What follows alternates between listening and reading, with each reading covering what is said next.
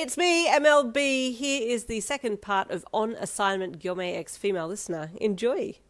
The next day you got your morning chores done with the children and then slowly made your way down to the gate, tentatively seeking out some time with Gyomei, seeing as he appeared to be open to your approaching him.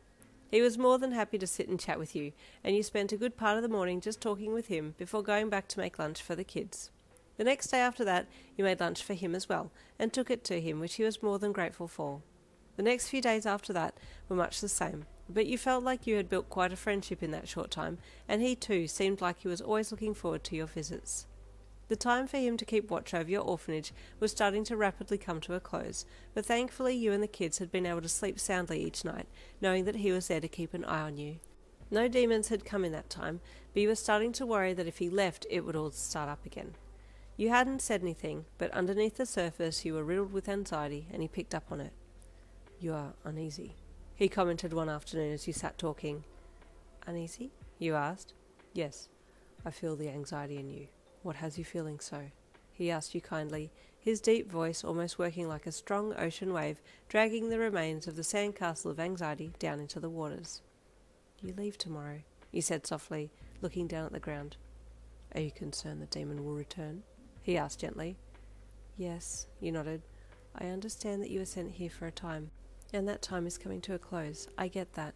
You had a job to complete, and you did so well, but I still feel uneasy about being alone," you said. "I can extend," he offered. You hesitated.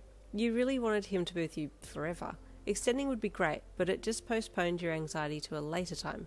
You did need a protector, that was true, but you also wanted him to stay because you enjoyed his company as a person. Your hesitation was enough to tell him everything he needed to know, and he nodded. "I understand. I will extend," he said as he stood up. "Oh, wait, but I know you have work to do. You can't always be here. But how do I protect myself and the children once you're gone? I've already lost so much," you said, your voice cracking a little under the burden of those painful memories. He nodded again and turned to the gate. "Wait, I will return," he said.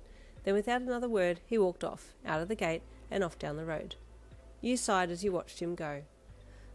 "If only I could admit to him how much I enjoy his company too," you thought as you slowly got back up and headed back into the orphanage. It was about a half hour later that he returned, and with him a number of other people that you'd never seen before, and you walked out onto the front veranda of the place and watched them all approach you. "Yin," Gyomei called, addressing you as he stopped with his group before you. "I have a proposal." You nodded. "Yes?" you asked, looking at the others with him before looking back to him again. "I have a place, closer to the headquarters," he started. "It is a little smaller than here, but I can arrange for it to be extended." You cocked your head curiously. "Would you be willing to move closer to the headquarters so that I may protect you for a longer time?" he asked. "Oh," you said with surprise. You hadn't been understanding what he had been hinting at until he spelled it out. Whether or not it was just you not daring to hope that this was what he was meaning remains to be yet known, but thankfully he had been thinking the same as you. "Yes, I would be most grateful, but I do understand that this is a lot of work to move myself and all these little ones with me." "That is why I've brought help," he said with a small bow to you, his hands still pressed together with the prayer beads wrapped around them. "Oh, more than just help," a really angry-looking guy said, his uniform open at the front and scars littering his body. "We could get this done in no time.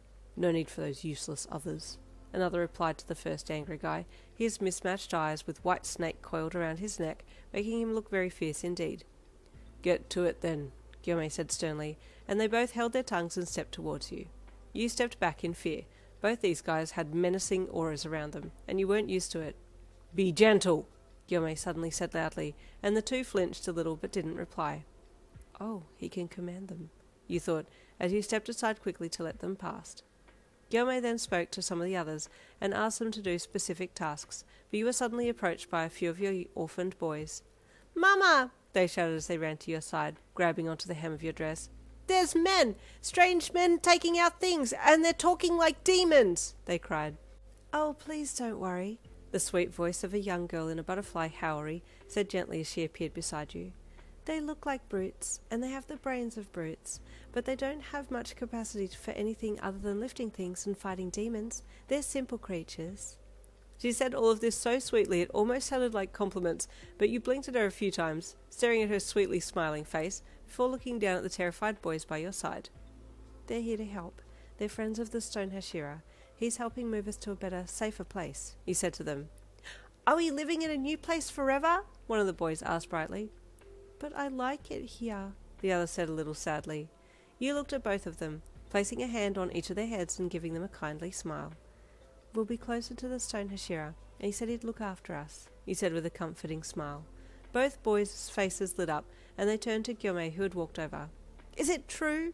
The boy, who had initially been sad, asked with excitement dancing in his eyes. It is true, Gyomei replied. Both boys whooped with delight, and then ran back into the building, presumably to get their things together to move. You thanked Gyomei again with a polite bow, and he shook his head with tears now pouring down from his eyes. Do not thank me. It is the least I can do for all the wonderful things that you do for these children, he said. It took far faster than you expected for everything to be moved across to the new place, and you helped get the children set up in their new lodgings. It's true that it was a lot smaller than the place that you'd been in, but you assured them all that things would change and more rooms would be added in the future. But all of the children were just happy to have Gyomei close. You hadn't realised what a comfort his presence had been for everyone. It was much later that night that he came to visit, and you met him on the front steps of the new orphanage. Are all the children settled? He asked quietly. Yes, you nodded. I think we'll be much happier here close to you. I am glad, he replied with a bow. Yin, I also came to ask. Well, I wanted to share something with you, and I want you to know that there are no reasons for you to feel obligated. I do care about your well-being and the well-being of the children, he said, and you furrowed your brows at him in confusion. What is it? You asked. Yin, I do find you to be a very peaceful and wonderful person, and I have enjoyed getting to know you on my assignment. He started. As have I, you replied with a small smile. I would very much like to get you to know you more, he added tentatively. As would I, you said again. I do not wish to rush things, he then said softly, and you felt him go a little bit shy. Rush things? You asked curiously. I would like for you to be aware of my feelings for you, he said earnestly. I understand that this may not be the right time, or that your heart still belongs to the one you lost. But just know that I will be here for you, and that I care for you, and that I have strong feelings for you, he said, unsure of how to put it without coming across too strongly. Oh, you replied bashfully, your cheeks feeling very hot. I too would like to express my interest in you. You are a gentleman with a beautiful heart, and I've grown very fond of you, you admitted shyly. You had been looking down at the ground, and then looked up at him shyly, just in time to see tears cascading from his eyes. Oh, you thought happily, he really is such a soft-hearted man. You awkwardly then thanked him, and told him you would see him tomorrow, and turned to the new place to go inside, seeing two of your older girls' faces quickly disappear from peeking out the window at you two. As you stepped inside the building, you heard the girls giggling and running off down the hall. She said yes! I'm so happy she said yes! One girl squealed to the other.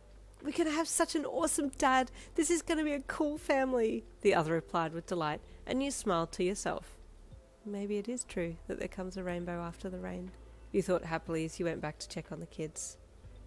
And there you have it. You now have a new daddy, the Stone Hashira, and 12 children. Good luck to you. There ends the Gyomei one shot. I'll see you next week for the next one. Another Demon Slayer one. I'll see you then.